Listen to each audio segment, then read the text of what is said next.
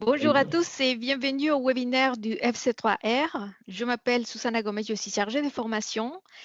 Ce webinaire, il est consacré aux innovations pédagogiques en enseignement supérieur. Ça sera le tour de Jennifer Bourreau. Elle est ingénieure INSERM au laboratoire Mythovasc du laboratoire 1083 à Elle est formatrice au Centre de simulation des CHU d'Angers, All-Sims, en expérimentation animale également. Elle est responsable de la commission d'éducation à l'AFSTAL, c'est l'Association française des sciences de l'animal des laboratoires. Et ensuite, ce sera le tour de Samuel Leguet. Il est maître de conférences en physiologie et pharmacocinétique du département des pharmacies de l'Université d'Angers. Il travaille en innovation pédagogique avec le développement de la plateforme d'enseignement virtuel avec un logiciel français qui s'appelle Exavir.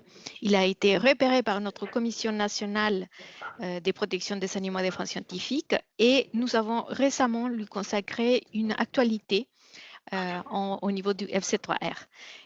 Et Jennifer, c'est ton tour. Merci. Bonjour, j'espère que ça marche le son. Oui, ça va.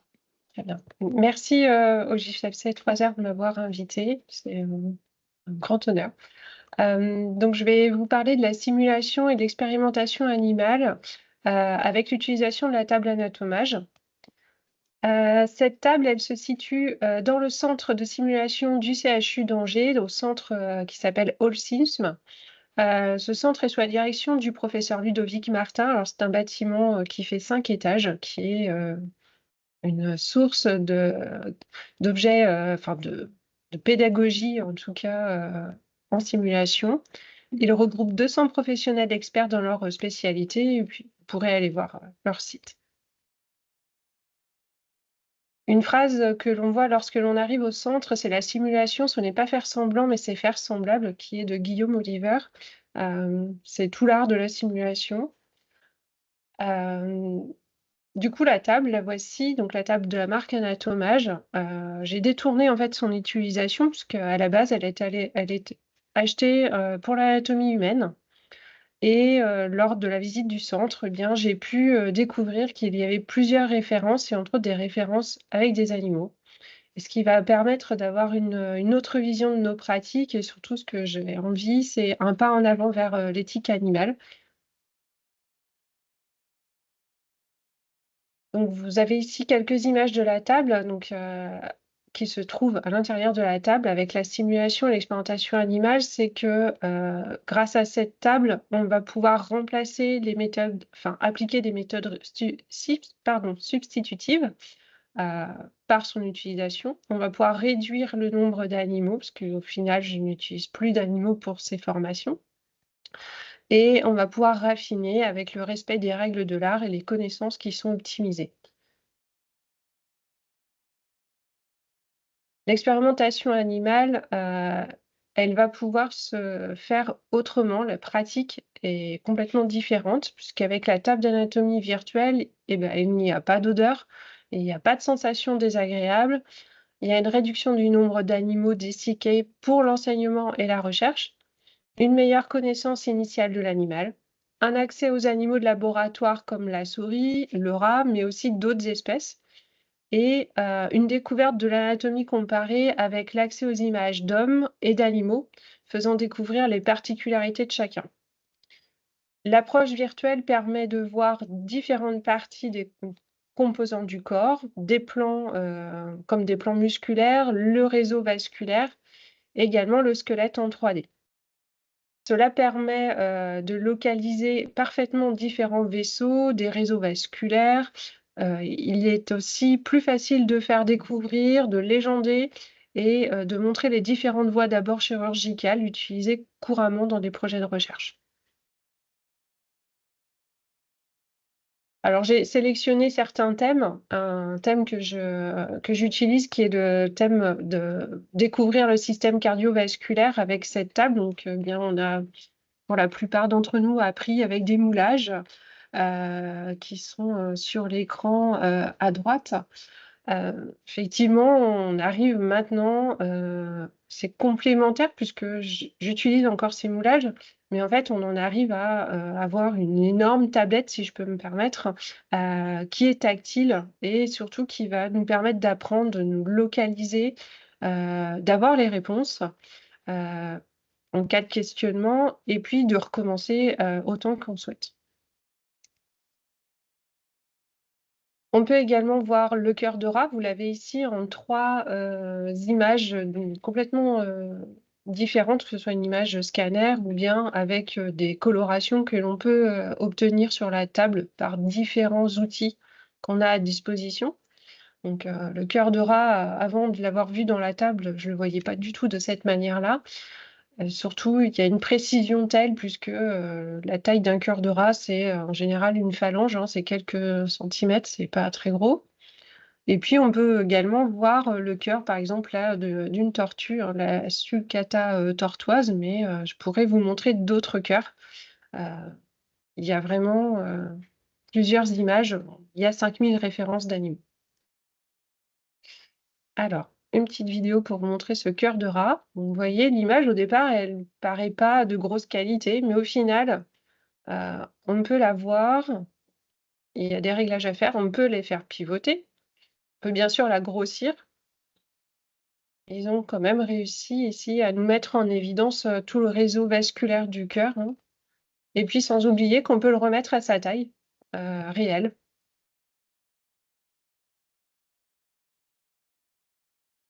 On peut également aller vers le corps humain. Vous voyez ici, juste par le fait d'avoir sélectionné plusieurs images, je peux demander à la table de créer un film. Donc c'est ce que j'ai fait et c'est ce que j'ai pu filmer. Ça permet de voir en fait différentes étapes, comme ici, uniquement toute la circulation et système cardiovasculaire de l'homme. Et puis après, plus précisément, des points avec un squelette ou pas, et d'avoir même ici l'occasion d'avoir des coupes histologiques. Alors j'ai mis ces coupes histologiques à droite, on en parlera à la fin du film. Donc on peut sélectionner, il y a de nombreux outils. On peut faire battre aussi ce cœur, vous allez le voir. On peut faire bouger le corps. Le corps humain est assez lourd à déplacer puisque ça reste un énorme ordinateur. Et vous allez voir, il va se passer un petit, alors on va dire un flux, le flux sanguin en fait a été mis en place. Alors ça va faire des petits signaux bleus et rouges par moment. Je sais pas si vous voyez, ça floute un peu, on va dire, l'image dans les vaisseaux. Donc je suis désolée, hein, la qualité vidéo de mon téléphone n'est pas... Mais voilà, on arrive à visualiser maintenant le flux sanguin dans les vaisseaux, mais également dans le cœur. Je ne sais pas si vous voyez là, avec la contraction du cœur, on va aller pouvoir même vérifier le sens de circulation. Donc, suivant la demande que l'on fait à la table, on peut aller visualiser un endroit précis ou une fonction particulière. Donc, sur la droite de l'écran, vous avez 2 coupes histologiques que l'on va trouver en parallèle dans cette table. Ici, j'ai choisi avec des légendes, hein, que ce soit la Ventis, la Media ou plus bas aussi les coupes avec artère-veine qui sont légendées. Ça va permettre d'apprendre en fait avec les étudiants. On a également ces mêmes coupes sans légende.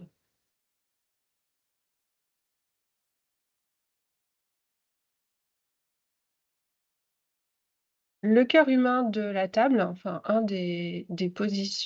une des possibilités, en fait, c'est aussi de sélectionner ce cœur, en tout cas de ne voir que ce qu'on a envie. Ici, on s'était focalisé sur les valves du cœur pendant son fonctionnement et puis après de voir vraiment certaines parties. Donc là, j'étais restée sur l'aorte descendante thoracique, mais c'est tout à fait possible vraiment de sélectionner une particularité parmi d'autres. L'anatomie, en général, je commence par le Beagle, qui est un des modèles chiens dans la table qui est le mieux défini. Donc vous avez ici les 3 images, on va dire, que l'on peut observer. Donc soit l'animal entier sur votre droite, soit se dire, eh bien non, je veux voir uniquement les organes et son squelette. Ou bien on peut faire plusieurs étapes et déjà sélectionner en fait que le système cardiovasculaire, le faire revenir dans un corps avec le squelette, mais choisir aussi que le cœur ou certains organes. On n'est pas obligé d'avoir continuellement en fait une présentation complète. Pour l'anatomie du rat et de la souris, alors voici 2 des exemples que nous avons dans la table. Donc à gauche le rat et à droite le tronc supérieur de la souris. Ça permet aussi de voir les choses autrement, mais de pouvoir arriver par exemple du modèle du chien vers le rat et la souris qui sont moins complets que le chien. Donc d'autres images ici de l'anatomie pour la souris. Donc, on peut avoir, comme sur l'image au milieu, 3 plans complètement différents, mais qui permettent d'avoir des vues complémentaires.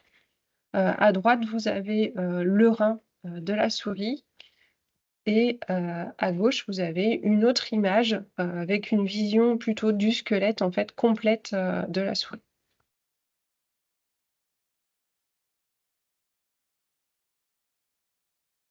Alors l'anatomie de la souris est complètement différente de celui du chien dans la table et moins bien définie, mais c'est pas très grave, puisqu'on peut l'aborder autrement, en fait. Alors à chaque fois, il y a, une ligne de repère, sur l'animal entier et puis à droite, nous avons ici ouvert une planche d'anatomie. Cette planche d'anatomie, elle n'est pas, interactive dans le sens où quand on va appuyer, sur une zone, on ne verra pas, une réponse apparaître pour nous dire que c'est le cœur, mais nous, on va pouvoir l'écrire nous-mêmes. Il y a des outils pour écrire et ça me permet en général de pouvoir, mettre en place un peu un contrôle des connaissances des étudiants, pendant l'utilisation de la table.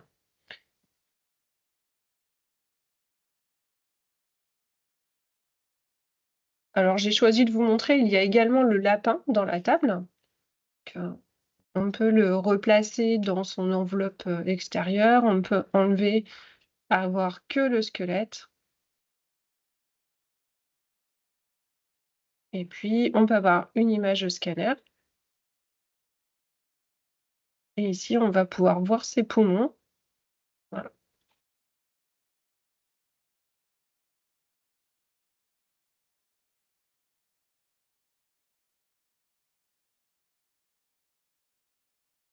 Je vais choisir aussi de vous montrer le porc. Alors, c'est une des images de porc que j'utilise de la table. Il y a ici, on peut voir plusieurs organes comme les reins ou bien le cœur, et puis ça peut.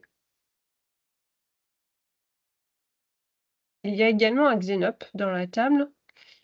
Hop. Alors lui, il est aussi pas défini du tout de la même manière, mais c'est pas grave. Rien ne nous empêche d'avoir en complément, en fait, déjà préparé des planches avec l'anatomie renseignée. Et j'ai fini là par le remettre aussi à sa taille initiale, puisqu'effectivement, on utilise très souvent la table avec une taille irréelle pour tout ce qu'on présente. Alors cette table, elle a plusieurs fonctions et des outils. J'ai essayé ici, sur le cœur à gauche, de vous montrer les palettes d'outils qui se trouvent plutôt en bas. Et puis, il y a aussi des objets pour explorer. Donc là, j'ai fini par sélectionner qu'un cœur et j'ai mis des petites étoiles avec des numéros. Et sur un questionnaire, les étudiants doivent me répondre aux questions. Et ça permet de valider aussi leurs connaissances. Sur la droite, c'est donc le tronc supérieur de la souris où j'ai également placé des petits pics repères. J'ai choisi un positionnement et une coloration aussi qui permet là de mettre plus en évidence toute la circulation sanguine. Du coup, je peux poser les questions sur comment on va injecter, où, quel vaisseau. Tout est possible en fait d'expliquer. Et puis on peut ajouter, alors vous ne le voyez pas ici, mais il y a en haut, on a des crayons. Donc on peut écrire sur toutes les planches en fait qu'on va ouvrir. Il y a également une autre fonction qui permet de sélectionner des organes. Alors lorsque, pour certains peut-être, on a eu des fois à faire une dissection de tractus de la souris ou bien juste du système digestif, eh bien ici on peut le faire et en plus on peut essayer de voyager. Il va à chaque fois la table va nous situer où l'on est sur une partie de l'écran et sur l'autre partie, on va pouvoir voyager. Donc là, vous avez l'œsophage, l'estomac, puis les intestins. Donc tout est légendé, on a ces repères de savoir où on est et en plus, on a cette texture qui apparaît dans les vidéos. Parfois, ça peut être des bons repères, comme les couleurs qui sont assez proches de la réalité.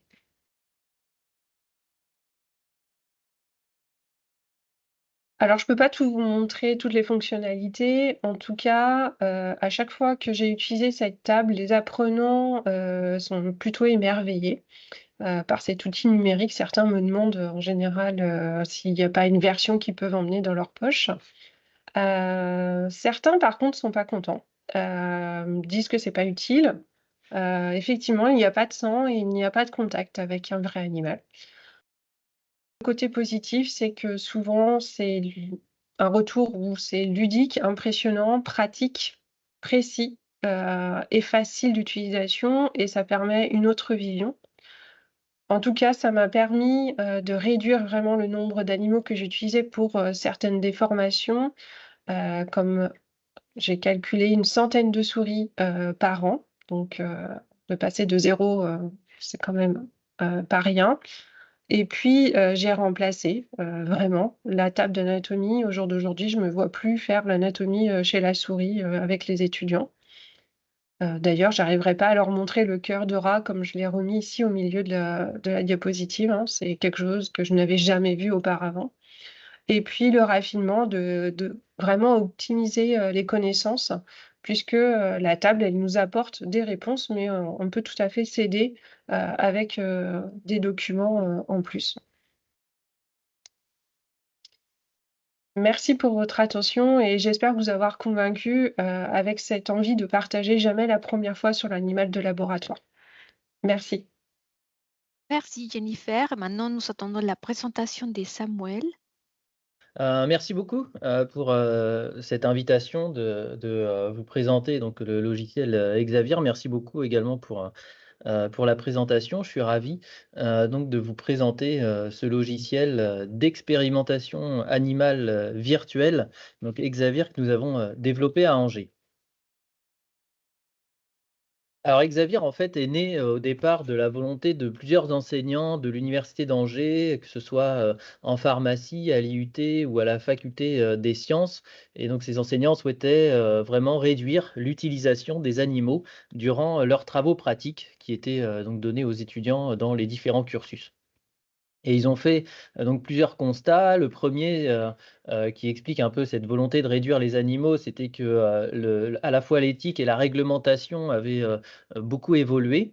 Et puis, ils se sont posé la question de savoir comment ils pouvaient, donc remplacer, les animaux durant leurs travaux pratiques et ils se sont posé la question de savoir s'ils ne pouvaient pas utiliser des logiciels. Et ils ont regardé un petit peu ce qui se faisait, à droite et à gauche et donc il y avait plusieurs logiciels qui existaient déjà. La plupart étaient quand même, très chers. Je vous parle de ça il y a 8 ans à peu près, hein, cette réflexion-là et ils étaient peu pédagogiques dans le sens où ils ne répondaient pas aux objectifs pédagogiques qu'on se fixait nous les enseignants, au départ et ils étaient souvent en anglais et donc ça pouvait, voilà, être une difficulté supplémentaire, pour les étudiants et pas forcément utile, pour, nos formations. Donc, ils sont, enfin, on a décidé de développer, nous-mêmes, notre propre, logiciel d'expérimentation animale, virtuelle à l'université d'Angers. Et donc pour ça, on a, établi donc un cahier des charges avec, 3 axes principaux. le premier axe, donc pédagogique, c'est-à-dire avoir une méthode d'apprentissage adaptée, faire en sorte que les étudiants soient acteurs de leur apprentissage, qu'ils soient autonomes, et puis surtout avoir des TP cohérents avec le programme pédagogique, donc qui répondent vraiment aux objectifs pédagogiques que les enseignants se fixent, et puis des TP accessibles pour les étudiants, donc qui puissent les réaliser sur un ordinateur, sur une tablette ou même de façon asynchrone, c'est-à-dire chez eux. Avoir donc un axe éthique, donc avoir une alternative à l'expérimentation sur les animaux, donc à travers la confection de ce logiciel, mais également il y a un côté éthique auprès des étudiants, on n'en parle pas souvent, faire en sorte que les étudiants soient un peu moins effrayés à la fois par l'expérimentation animale et par le fait de commettre une erreur. Et puis il y avait un intérêt également financier qui consistait à réduire les frais de fonctionnement globaux à la fois d'animalerie, des animaux, de personnel qualifié, etc. etc. Donc, Exavir est né grâce au recrutement d'un développeur informatique à l'université d'Angers. Donc, c'est vraiment une plateforme d'expérimentation animale virtuelle dans laquelle il y a plusieurs TP qui sont disponibles et ces TP ont été conçus par des enseignants et donc qui répondent pleinement à leurs objectifs pédagogiques. Donc, moi, je vous propose de faire une rapide démonstration. Ce sera plus clair de vous montrer.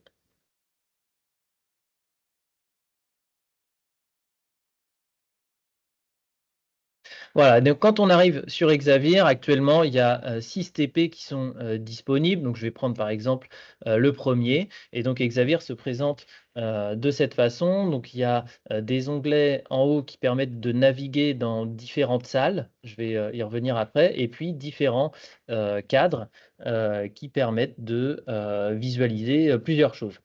À droite, il y a également un onglet, enfin un bouton là qui s'appelle Carnet qui permet aux étudiants de prendre des notes et donc ensuite de pouvoir transférer ces notes dans un fichier Word par exemple. Et puis à gauche, il y a l'énoncé de tout le TP, donc avec les objectifs généraux et puis toutes les étapes que doivent réaliser les étudiants. Donc ici, on est sur un TP de myographie sur aorte de rat, aorte thoracique de rat. Donc il y a plusieurs étapes à faire. La première, c'est d'aller dans une salle des instruments et choisir les bons instruments. Donc là, en l'occurrence, on en a mis 5 et il faut sélectionner les 5.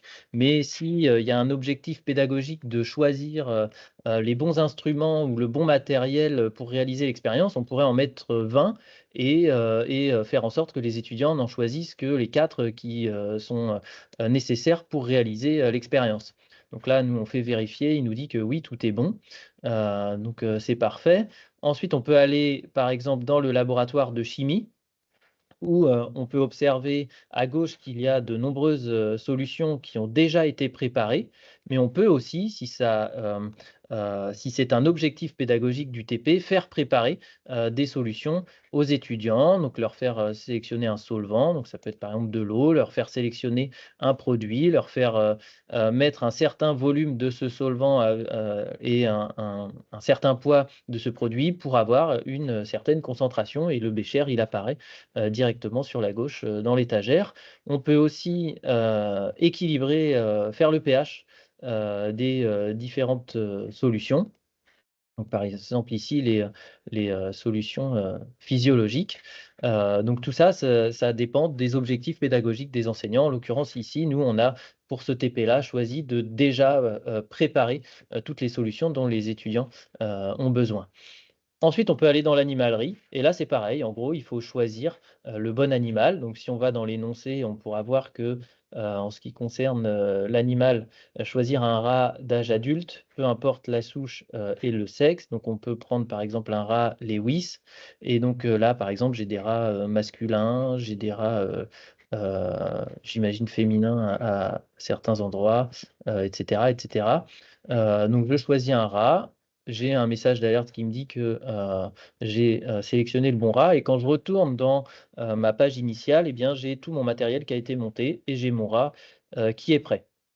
Donc là, c'est de la myographie sur aorte thoracique de rat, donc il va falloir, sacrifier, le rat. Donc il y a plusieurs méthodes, il y en a qui peuvent être bonnes, pas bonnes et cetera. Donc à chaque fois, on peut mettre, par exemple, des messages d'alerte en disant: «Bah oui, c'est une méthode autorisée» ou «Non, ce n'est pas une méthode, autorisée». Donc là, on a mis CO2 et puis on peut faire apparaître, par exemple, le système respiratoire, le système digestif et cetera. Enfin bon, on a plusieurs, voilà, planches d'anatomie qui peuvent, apparaître et donc on va faire, sélectionner, l'aorte, thoracique. Alors là, voilà, on fait découper, l'aorte thoracique, en anneaux et on va utiliser, cet organe. On va mettre une solution, donc physiologique à 10 ml puisque c'est le volume de la cuve, heu et on met, heu hop, l'organe, je la fais court, dans la cuve et voilà, on a notre, montage de, myographie qui est prêt. Vous voyez, ça m'a pris, environ 5 minutes de, monter, équilibrer, mon anneau, de rat, d'aorte thoracique de rat, en myographie et donc à partir de là et bien, on peut, tester, de nombreuses solutions. Donc là, en l'occurrence, c'est de voir l'effet, de l'acétylcholine, sur les vaisseaux. Donc il faut, d'abord commencer par précontracter, l'anneau avec, par exemple, de la phényléphrine. Donc je vais mettre 10 microlitres de 10-2, et puis, je peux ensuite, derrière, ajouter de l'acétylcholine à des concentrations croissantes. Donc on laisse les étudiants, faire leurs propres calculs, mettre, dans la cuve, les, réactifs nécessaires, les quantités, les volumes, nécessaires, les concentrations et cetera et cetera. Donc c'est eux qui, sont vraiment en autonomie, sur, ce type d'expérience. Une fois qu'on a, fini, par exemple, de faire une gamme, ici, on peut, sauvegarder.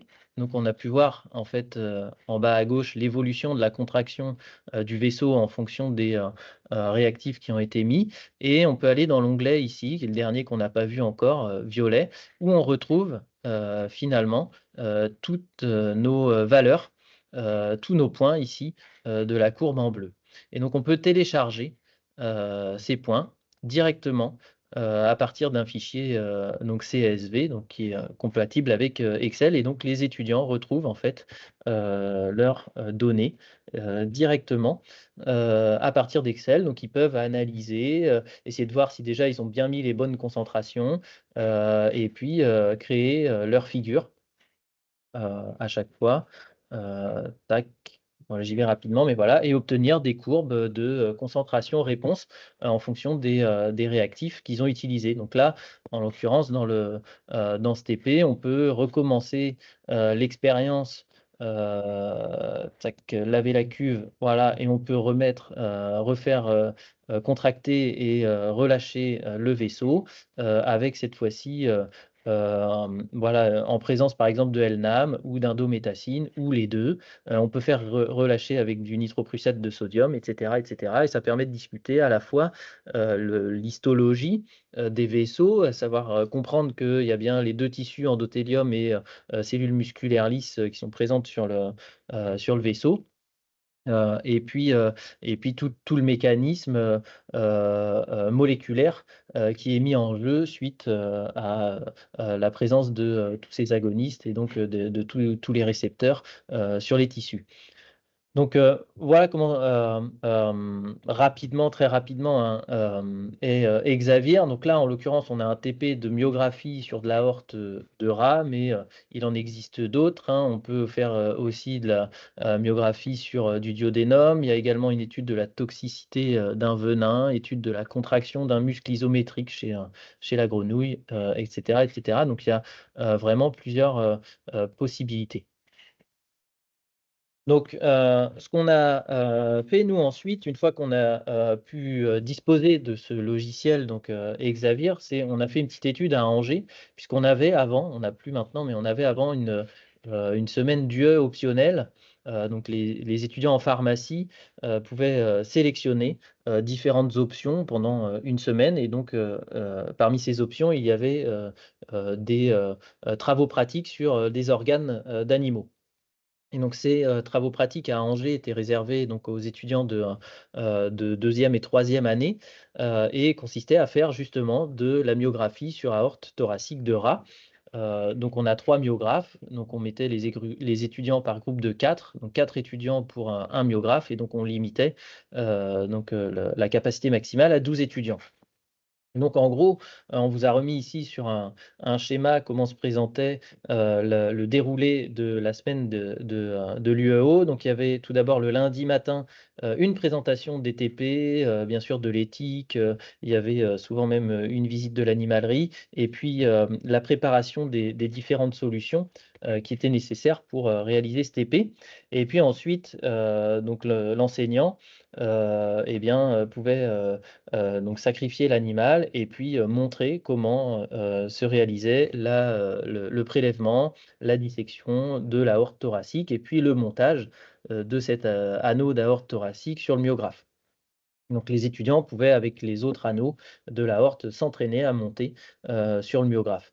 Et ensuite, à partir de mardi matin et ce, pour, donc 5 demi-journées, et bien les étudiants avaient, donc accès à, un rat qui était sacrifié et donc ils pouvaient, à partir de ce rat sacrifié, et bien, prélever, l'aorte thoracique, et monter, des anneaux sur, des myographes. Donc ils avaient un rat le mardi matin, le mardi après-midi, le mercredi matin, mercredi après-midi et jeudi matin, donc un rat pour chaque, demi-journée.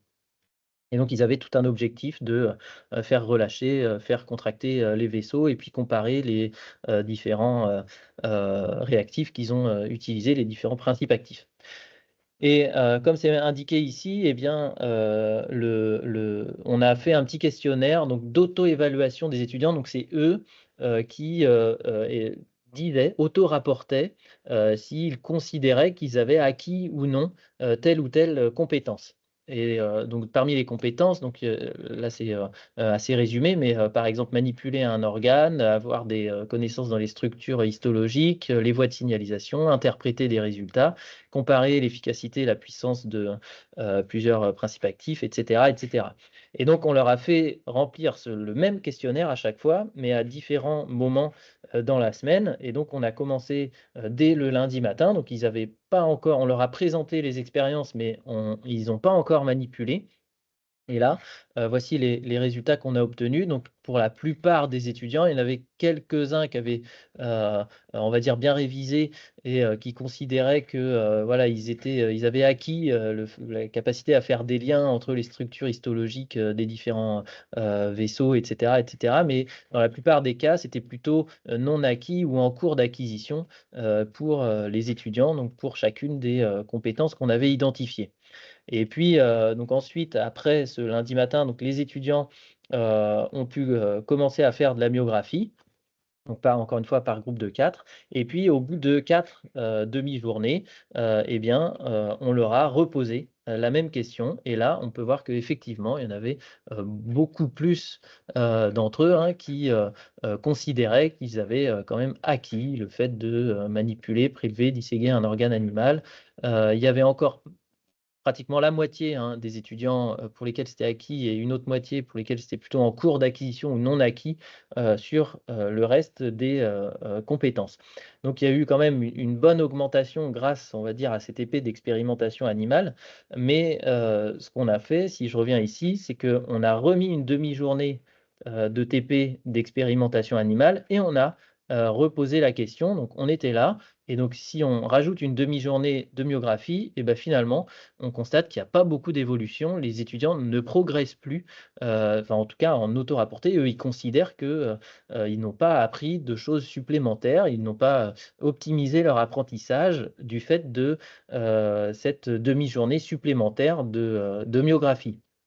Donc, cette demi-journée supplémentaire n'a pas permis d'augmenter, la compétence, l'acquisition des compétences, pour les étudiants. Ce qu'on a fait ensuite, c'est qu'on est passé donc sur une demi-journée, sur Exavir, justement. Donc, là, toute une après-midi où on a mis un étudiant sur un ordinateur et chaque étudiant devait, faire l'ETP. Donc là, on n'est plus en groupe, on est passé en individuel et suite à ce TP donc sur Exavir, on peut voir que eh bien là, pratiquement toutes les notions étaient considérées comme acquises par pratiquement tous les étudiants. Il restait encore quelques étudiants qui considéraient quelques compétences comme en cours d'acquisition. Bien sûr, ceux qui avaient mis en cours d'acquisition sur disséquer l'organe, ils n'ont pas progressé dans ce domaine parce que forcément, ils n'en ont pas remanipulé. Mais sinon, pour les étudiants, en tout cas, ils considéraient qu'ils avaient acquis beaucoup plus de compétences. Donc ça permettait vraiment, Exavir, de compléter l'acquisition des compétences. Ensuite, on est allé aussi interroger les enseignants pour recueillir leur avis, leur opinion sur justement leur expérience sur l'utilisation d'Exavir en travaux pratiques. Et donc, voilà ce qu'il en est ressorti principalement. Donc d'abord, c'est facile d'utilisation, prise en main facile par l'enseignant et par les étudiants. Il y a une meilleure compréhension des erreurs, car l'expérience peut être faite rapidement. Si à un moment donné, l'étudiant se trompe, bon, quelque part, c'est pas grave. Il peut reprendre un rat, reprendre un anneau, et puis refaire son montage en moins de 5 minutes, et puis refaire ses calculs pour cette fois-ci mettre la bonne concentration. Alors que quand c'était en TP réel, eh bien, voilà, s'il s'était trompé dans la cuve, avec tous les rinçages que ça implique, la myographie, il ne pouvait pas recommencer son expérience comme ça, donc il fallait entre guillemets qu'il fasse aussi avec. Donc ça n'empêche pas les étudiants de faire des erreurs, mais ça leur permet de rattraper leurs erreurs beaucoup plus facilement. Il y a une plus grande autonomie aussi, ça permet de gagner beaucoup de temps, puisque avec Exavir, on peut générer beaucoup de résultats, alors que c'est vrai qu'en TP réel, déjà en une demi-journée, s'ils arrivent à faire une ou deux courbes de contraction, relaxation, c'était bien. En Exavir, je vous en ai fait une là en 2 minutes. Et puis surtout, ce qui était important, c'était qu'il y avait une participation individuelle. Sur Exavir, chaque étudiant fait toutes les étapes. Et ça, c'est quelque chose qu'on avait remarqué déjà, c'est que quand les étudiants travaillaient donc par groupe de 4 sur un myographe, il y en a un qui s'occupait de faire la dissection, l'autre le montage, il y en a un autre qui faisait les dilutions, et puis il y en a un autre qui analysait les résultats sur Excel et puis faisait les figures. Et en fait, quand ils se sont retrouvés chacun sur l'ordinateur, eh bien, ils devaient tous faire leurs calculs de dilution, ils devaient tous analyser leurs résultats. Et donc, quelque part, ça les a forcés. Alors, ils discutaient entre eux, hein, bien sûr, on n'a pas empêché les interactions entre les étudiants, hein, qui étaient d'ailleurs très nombreuses, mais on les a forcés à justement réaliser l'ensemble des étapes de l'expérience.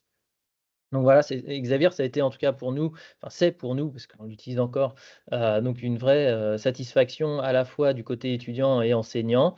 Ça permet d'améliorer les compétences par rapport à un travaux pratique d'expérimentation animale en réel. Et puis, il y a une évolution personnalisée d'Exavir. On pourra en reparler si vous voulez pendant les questions. L'idée, c'est qu'on puisse faire bénéficier d'Exavir aux autres universités. Il y a déjà des collaborations qui ont été réalisées, notamment avec Nantes, avec voilà, Compiègne, etc.